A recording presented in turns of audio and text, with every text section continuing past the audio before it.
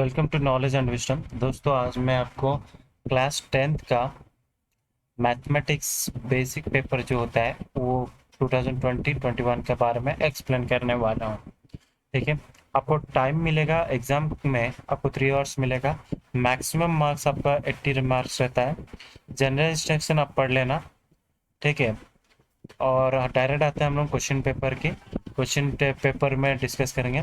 पहला क्वेश्चन देखिए ना। पहला क्वेश्चन नंबर 1, एक्सप्रेस 156 आज the product of prime numbers. तो प्राइम नंबर्स में आपको कन्वर्ट करना है।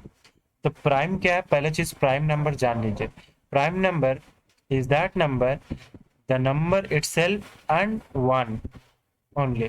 तो हम लोग उन फैक्टर्स निकालेंगे जिसमें कि हम लोग क्या आना चाहिए, क्या ना, द नंबर एंड इटसेल्फ। तो हम लोग देखेंगे आंसर शीट में। तो आंसर शीट में हम लोग देखने से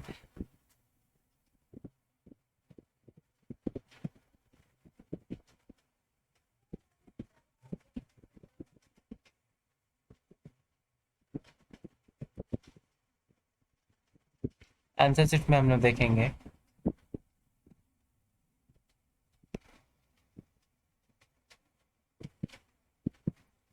तो आंसर शीट में देखेंगे तो दोस्तों देखिए यहाँ पर आपको सॉल्व किया हुआ है।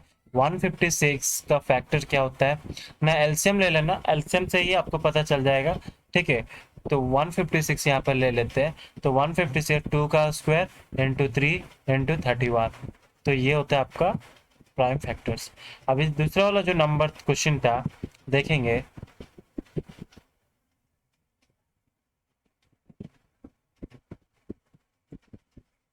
दूसरा नंबर वाला क्वेश्चन देखिए ना, क्या लिखा है कि right A quadric polynomial of a sum of whose zeros is 2 and product is -8। तो sum of zeros and product is -8। तो इस इक्वेशन का हम लोग सॉल्व किस तरह से करेंगे। तो दोस्तों पहले आपको तो बता देता हूँ कि किस तरह से हम लोगों को इसको सॉल्व करना है। तो आपके पास सम ऑफ जीरोस है और क्या है ना, प्रोडक्ट ऑफ जीरोस। तो एक्स स्क्वायर माइनस जो माइनस बी बाई ए जो मिलता है आपका, बी कितना मिल गया -2x। और ये हो गया आपका ए बी, प्रोडक्ट कितना है यहाँ पर लिख देना, ये होता है आपका आंसर। क्लियर। अभी दूसरा वाला क्वेश्चन पे हम लोगों ने क्या दिया है, तो देखिए यहाँ पर given that H C F 96,404 is four, find the LCM of 96,404। तो आपको एच सी एफ पता है कितना है और एलसीएम 2 नंबर का दिया गया है। तो उसका पूछ रहे एलसीएम कितना होगा आपको। ठीक है। तो इस केस में हम लोग आंसर देखेंगे। तो देखिए यहाँ पर दोस्तों एचसीएफ आपको पता है, एचसीएफ का फॉर्मूला क्या है ना, product of two numbers is equal to HCF into LCM is equal to product of two numbers. तो एलसीएम आपके पास कितना है ना, 96,404। तो ये ले लेते हैं, एचसीएफ से डिवाइड कर देते हैं 2 नंबर का प्रोडक्ट का। ठीक है। Product of two numbers 96 and 404, ये होता है आपका प्रोडक्ट। तो 4 से काटेंगे, आंसर निकल के आएगा हमारा क्या, 9696। तो क्लियर है अभी। तो अभी नेक्स्ट क्वेश्चन देखेंगे दोस्तों। नेक्स्ट क्वेश्चन में क्या है ना, state state the fundamental theorem of arithmetic. State the fundamental theorem of arithmetic पूछा है। तो यहाँ पर इसका थ्योरम देखेंगे।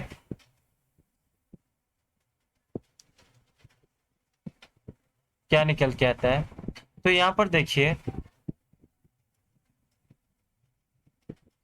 तो ये होता है आपका क्या, ए सॉरी, यहाँ पर देखिए every composite number can be expressed factorized as a product of prime, and this factorization is unique apart from the order in which the factors occur। ये तो आपका डेफिनेशन हो गया किस चीज का ना, फैक्टर ऑफ थ्योरम का।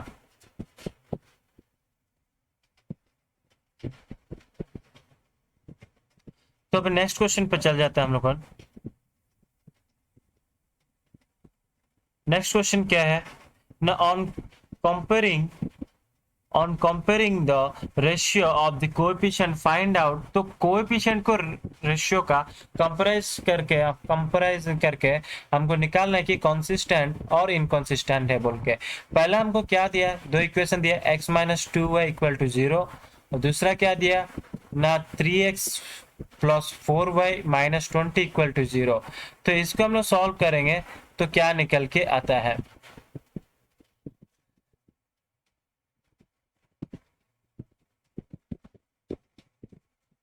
तो यहाँ पर देखिए दोस्तों, हम लोग जिस तरह से लिखा है, फर्स्ट इक्वेशन लिख दीजिए, सेकंड इक्वेशन लिख दीजिए आपको।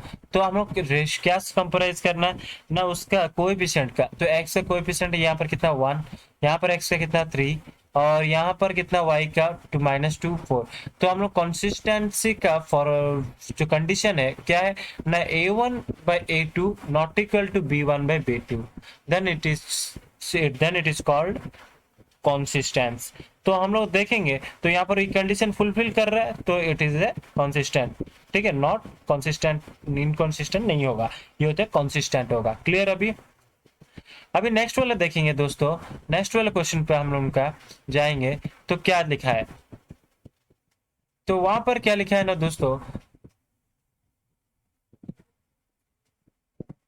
तो यहाँ पर लिखा है if a and b are coprime then find the HCF. आपको पता है एचसीएफ कितना होगा, कोई भी नंबर का हाईएस्ट कॉमन फैक्टर 1 रहता है, ठीक है। ये वाला इजी क्वेश्चन था। नेक्स्ट वाला क्वेश्चन देखेंगे। तो अभी देखेंगे find area of sectors of circle with radius 6 centimeter and angle sector is 60 degree, take pi equal 22/7। तो हम लोग एरिया पूछे। पहला चीज एरिया का आपको बता देता हूँ कि एरिया का फॉर्मूला क्या होता है, पाई आर स्क्वायर। तो ये होता है, किंतु हम लोग यहाँ पर एंगल एक मेंशन किया कितना है 60 डिग्री। तो इसी हिसाब से हम लोगों को करना होगा आंसर जिस तरह से।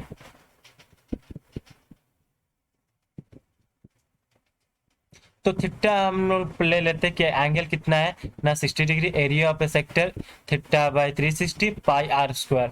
तो एरिया निकालेंगे 60 डिग्री था मेंशन बाई 360 इंटू 22/7 6 का स्क्वायर।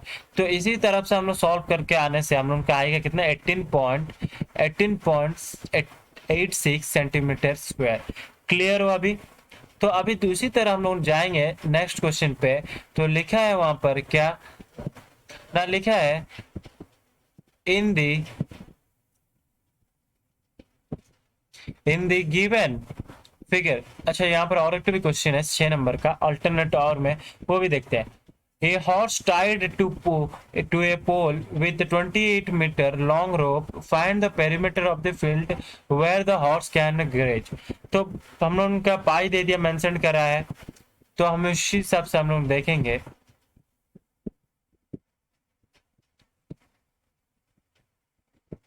तो क्या निकल के आता है आंसर।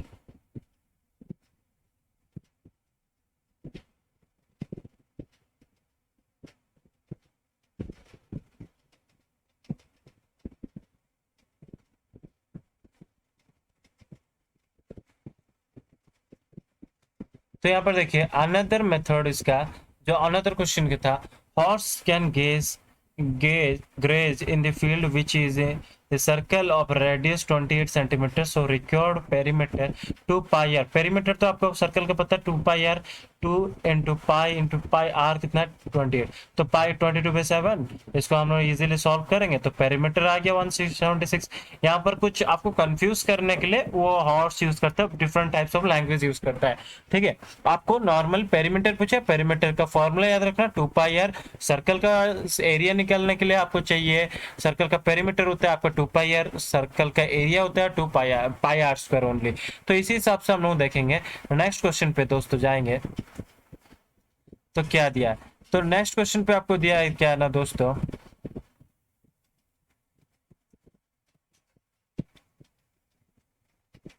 तो दिया in the given figure D parallel BC angle AD is 70 degree, AD is 70 degree and BAC 50 degree, then angle BCA पूछा।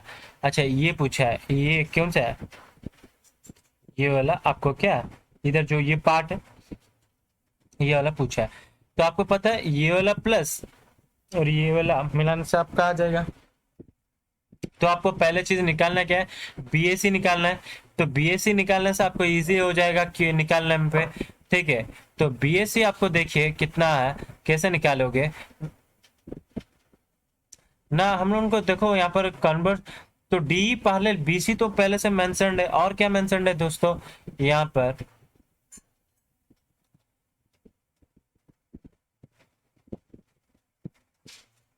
तो यहाँ पर और क्या मेंशन्ड है हम लोगों का, यहाँ पर देखो angle ADE equal to ABC.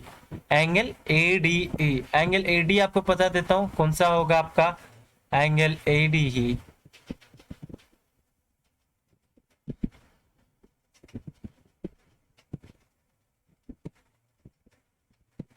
देखिए यहाँ पर angle ADE, angle ADE equal to angle ABC, क्योंकि पैरेलल है। एंगल एडीई, एंगल एडीई जो है, एंगल एडीई और एंगल ए बी सी दोनों एक सेम है, तो उनका इक्वल कितना है, 70 डिग्री।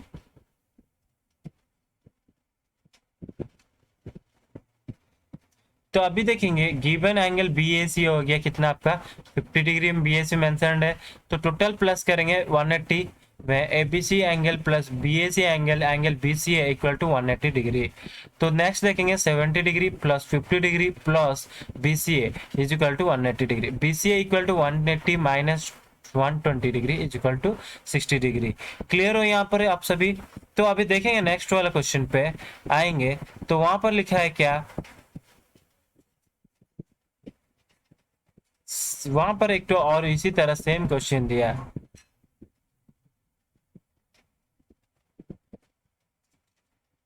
तो वहां पर भी उसी तरह सेम क्वेश्चन दिया है, जो कि हम लोग उनका क्या करेंगे, यहाँ पर लिखा है कि इन द गिवन,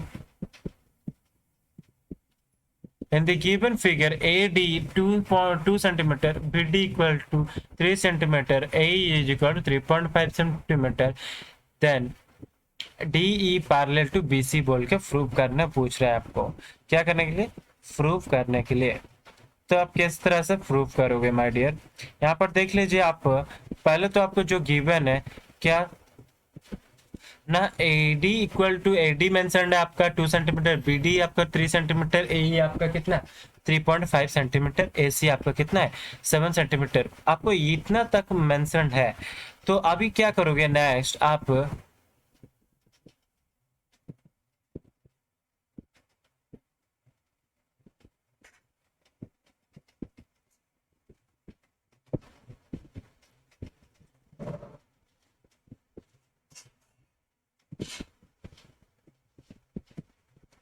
तो यहाँ पर देखिए आपको EC इक्वल टू EC निकालना है, AC माइनस AE। तो AE देखिए यहाँ पर क्या करेंगे, EC इक्वल टू EC, ये जो साइड में EC है, EC बार को आप क्या करोगे ना, निकालोगे। तो EC equal to AC minus AE, AC minus AE, तो 7 centimeter minus 3.5 centimeter is equal to आपका आएगा कितना, 3.5 सेंटीमीटर आ गया। उसके बाद क्या करना है ना, AD by BD equal to 2/3 and AE by EC is equal to कितना है आपका ना, 3.5 by 3.5 is equal divided 1/1. So AD by BD not equal to AE by BC. Hence, by converse the Thales theorem, DE is not a parallel to BC. ये आपका proved हो गया। अभी my dear यहाँ पर आपका नेक्स्ट क्वेश्चन देखेंगे कि किस तरह से लिखा है। यहाँ पर नेक्स्ट क्वेश्चन में आने से आपको मिलेगा यहाँ पर क्या ना, the cost of fencing a circular field at the rate of 24 per meter is rupees 5280, find the radius of the field। पूछा आपका रेडियस पूछा है, तो आपको मैं पहले चीज आपको जान लीजिए कि आपके पास क्या है ना, आपका फेंसिंग के लिए उसका पैसा लग रहा है कितना, 24 पर मीटर के लिए ले रहा है, टोटल चार्ज हुआ कितना 5280। तो अभी इसको आप किस तरह से करोगे, तो ये होता है हमारा सॉल्विंग का क्वेश्चन तो पहला चीज आपको देख लेना, लेंथ ऑफ द फेंस आपका क्या होता है, टोटल कॉस्ट से रेट हम लोग डिवाइड कर देंगे, तो फेंस निकाल जाएगा टोटल एक्चुअल कितना वो किया है फेंस, ठीक है, वो मेंशन हो जाएगा अभी, क्लियर हो, तो वो कर लेते हैं हम लोग, क्या करेंगे उसका हम लोग देख लेते हैं। तो देखिए length of a fence is equal total cost by rate, तो टोटल कॉस्ट हम लोग 5280 divided by 24 is equal to आए 220 मीटर्स।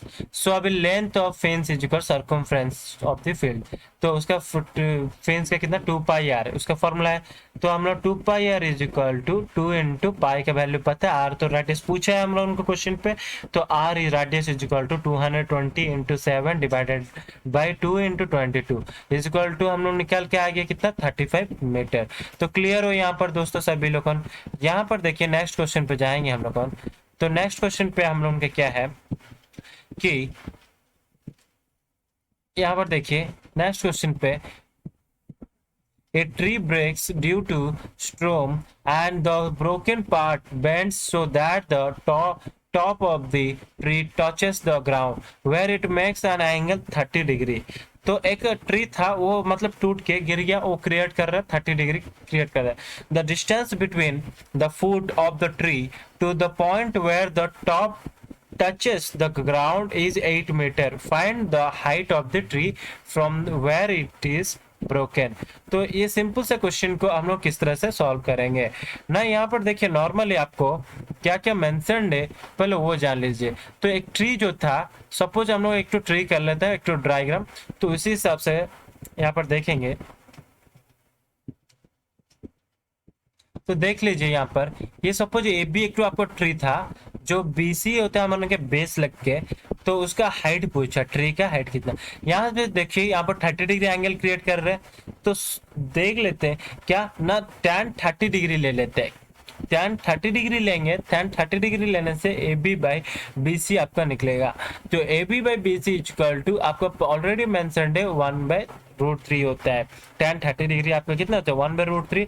तो A B by B C आपको पता है 8 सेंटीमीटर, तो हाइट पूछा है वो A B is equal to 8/√3 meters, तो डिवाइड करने से हम लोग कितना आता है 8/√3 मीटर्स होता है, हम लोग के क्या आंसर आ गया। तो यहाँ तक आपको क्लियर हो सभी, तो मैं उम्मीद करता हूँ आपको समझ में आ रहा है, ठीक है। या आज का 10वीं क्वेश्चन लास्ट का 10 क्वेश्चन सॉल्व करेंगे, तो देखेंगे नेक्स्ट क्वेश्चन आज आपका आपके लिए है। तो 10th क्वेश्चन में आपको बोल रहा है क्या, तो 10 if the perimeter and the area of a circle are numerically equal then find the radius of the circle। तो आपको पहले चीज perimeter and the area of the circle are numerically equal then find the radius of the circle. तो लिख देते हैं क्या ना 2 pi r equal to 2 pi r square लिख देते हैं हम लोग, क्यों ना हम लोग बोला ना पेरीमीटर हम लोग क्या पेरीमीटर इक्वल टू एरिया, तो पेरीमीटर कितना है हमारा सर्कल का 2 पाई आर, और उसका एरिया कितना सर्कल का ना पाई आर स्क्वायर, तो दोनों यहाँ पर उसी हिसाब से हम लोग डिवाइड कर लेते हैं, क्या निकल के आएगा।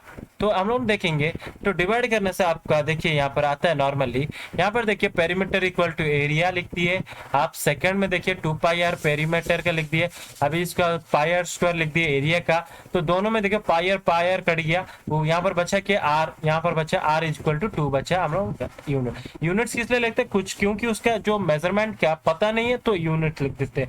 उम्मीद करता हूँ दोस्तों यहाँ पर आपको अच्छे से समझ में आया, यदि आपको कुछ प्रॉब्लम है तो कमेंट सेक्शन में बताइए, ये कृपया हमारे चैनल को सब्सक्राइब कर लीजिए। इसी तरह नेक्स्ट पार्ट में भी आप इसका नेक्स्ट सॉल्विंग करेंगे, बेसिक और स्टैंडर्ड पेपर दोनों भी सॉल्व करेंगे, और ऑल पेपर जो सैंपल पेपर है उसका भी सॉल्व करवा देंगे, ठीक है। Thank you.